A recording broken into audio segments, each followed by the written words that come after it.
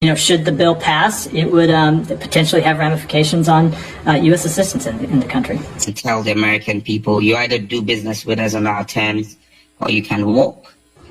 If this bill becomes law, it would certainly have a chilling effect on foreign investment in tourism in Ghana. Should the bill pass, it would potentially have ramifications on U.S. assistance in the country. I expect Miller to respect the tenets of democracy, and the entire United States government needs to bear in mind that Ghana is a sovereign country. We are opposed to cultural imperialism. Just 2 weeks ago, the U.S. Department of State, when called upon to intervene in Israel, the Israeli campaign in Gaza Strip said that it was not the position of the U.S. Department of State to intervene in the local matters of sovereign states. Ghana is not the 51st state of the United States. Ghana is a sovereign state on its own. The sovereign parliament of Ghana has passed a bill, and I think that Matthew Miller should be more interested in the loss of life of Americans' children in American schools to gun violence. You've seen that same chilling effect bear fruit in Uganda, which passed a very similar law in the past. We're not puppets and stooges of the West. As Uganda's economy collapsed, Uganda is going to have the 6th fastest growing economy in Africa in 2024. And it's just the sheer hypocrisy of America and the West. We're doing business with Saudi Arabia and doing business with Qatar. Qatar buys about $1 billion of military hardware every year from America.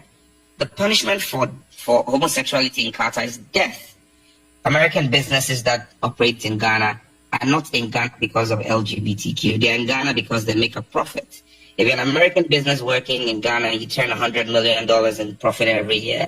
If you think that because we are protecting our cultural values and saying no to LGBTQ, you want to lose $100 million in profit, pack up and go. Another company will come into Ghana and do business.